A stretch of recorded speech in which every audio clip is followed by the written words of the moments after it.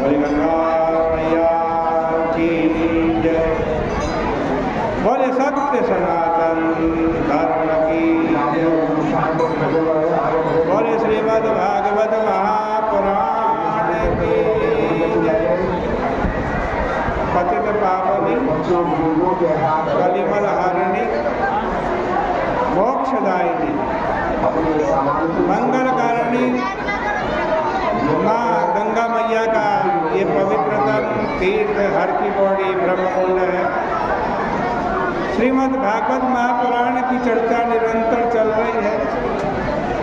आज श्रीमद् भागवत महापुराण के दशम स्कंद का 56वां अध्याय प्रारंभ कर रहे हैं। सुखदेव जी महाराज कहते हैं कि परीक्षित, सत्राजित ने श्री कृष्ण पर झूठा कलंक लगा करके बहुत बड़ी गलती की थी। अतः उसके परिमार्जन के लिए उसने स्यमंतक मणि के साथ अपनी कन्या सत्यभामा को श्री कृष्ण की सेवा में अर्पित कर दी। देखो, संप्रदायविद लोग कहते हैं कि श्री देवी रुक्मणी के रूप में और भूदेवी सत्यभामा के रूप में प्रकट हुई है। उनके कथनानुसार वृषभानु बाबा की पुत्री श्री राधा रानी जब श्री कृष्ण के वियोग से व्याकुल हुई तब वे उन्हें सूर्य के पास पहुंचाए, इसलिए कि वे उन्हें समझाएंगे, बुझाएंगे। बाद में उन्हें सूर्य ने सत्राजित को दे दिया था, इसलिए सत्यभामा सत्राजित की बेटी नहीं, साक्षात वृषभानु नंदनी राधा रानी ही थी। लेकिन उनको सब विस्मरण हो गया था।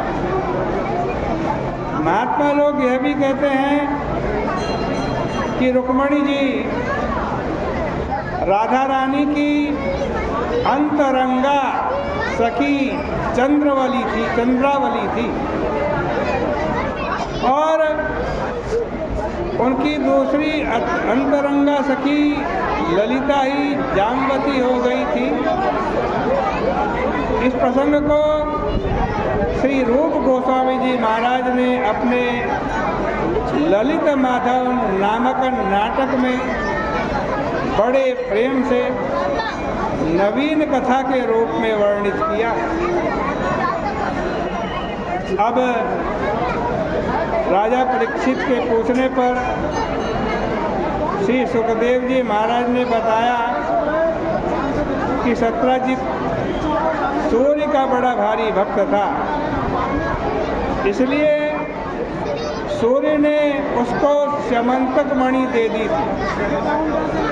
जब वह उसको पहनकर द्वारिका में आया था तो लोगों ने उसकी चमक दमक देखकर यही समझा कि सूर्य भगवान श्री कृष्ण का दर्शन करने के लिए आए हैं।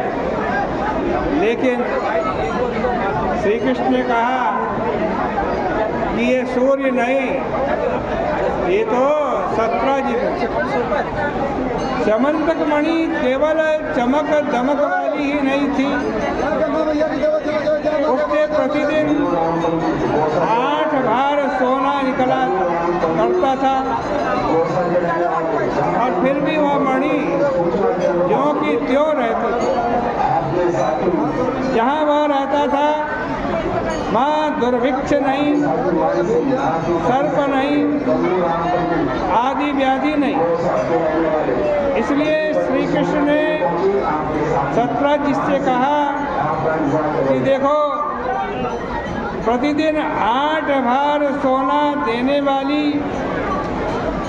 जैसी बड़ी संपत्ति प्रजा के घर में नहीं रहनी चाहिए।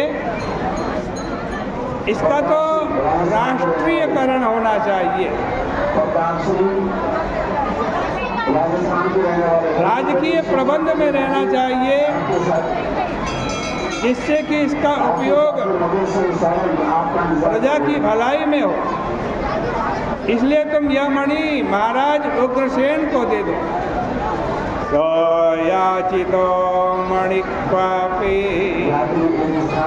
यदुराजाय शौरिणा। परंतु सत्यजित ने श्री कृष्ण की बात स्वीकार नहीं की और मणि को अपने पास ही रखा। वह बड़ा अर्थलोलुप था और उसे भगवान की आज्ञा के उल्लंघन का कोई विचार नहीं हुआ।